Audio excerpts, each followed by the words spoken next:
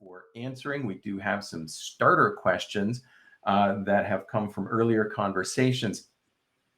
Tom, does DNS over HTTPS pose any concerns or issues in a zero trust DNS approach?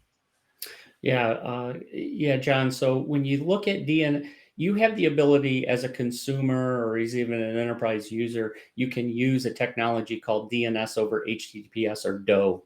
What that does is it sets up your DNS packets over an encrypted tunnel to your DNS resolver. And what that would essentially do is all of that beautiful, forensics DNS data would be blind in the case of whether you're using Firefox or your Apple devices with private relay.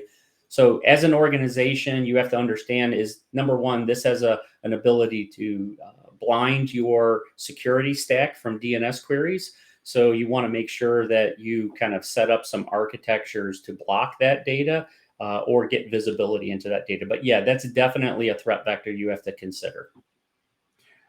You'd still get access to all that associated data at the DNS resolver end of the conversation, though. Yes. Well, in essence, I could set up my PC as an example to point to Firefox and use DOH to say Cloudflare as an example. Then your corporate DNS infrastructure would have no idea I sent DNS packets out. So it would blind the corporate DNS security stack for DNS queries.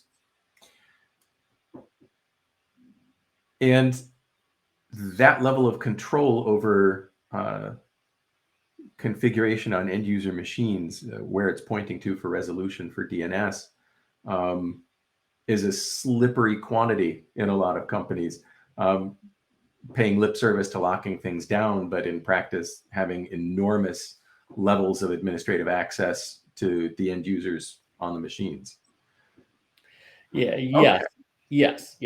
There are some tools that you can use out there. A lot of the technologies, whether it's Apple, Google, or Chrome, they have different back off methods. So as an enterprise, if you kind of create those back off methods, you won't have to touch the end user machine.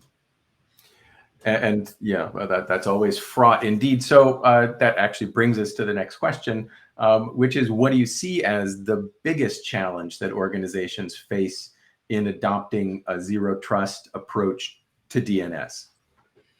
Yeah, I think the easy, and this is why we were talking about this from a critical infrastructure point of view, because understanding where those devices need to go to is probably much easier than if you tackle it from an end user point of view.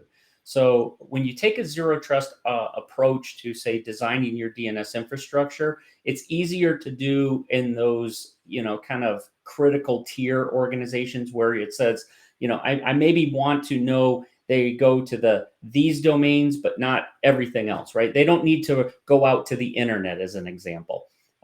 So when you have that kind of architecture and approach, you can use this kind of technique. But if it's, say, end users where you don't know where they're going to go, it becomes very difficult. But doing things like taking a look at your logs and even looking at some of the top level domains, like I see this so often. When you take a look at how many, there's over 1,500 top level domains, and you need as an organization to go to every single one of those, or could you shut them off? And as people want to go to these new domains, you could allow access. So I always look at it and go, take a look at your organization, look at your profile for the top level domains, maybe lock down some of those other ones, because that's where hackers are going to go and kind of register those lookalike domains with those new TLDs that are out there. So probably the biggest source of DNS resolutions that people aren't in any way aware are going to be happening. It has to be all the stuff that's embedded under the surface of modern public websites that you go to that have advertising down the sides, and the ads go to services, which go to services, and all these things get resolved in the background.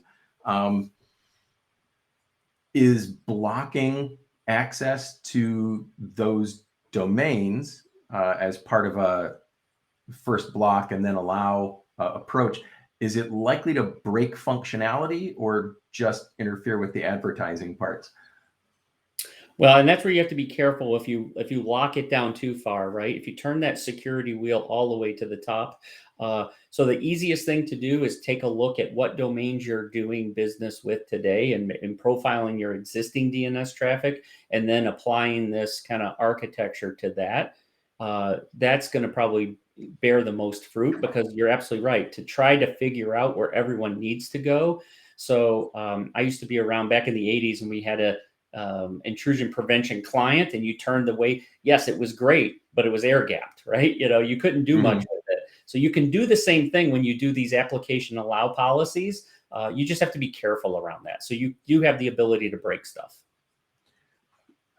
A great cautionary note to end the conversation on. Tom, thank you so much for presenting today. This has been fascinating.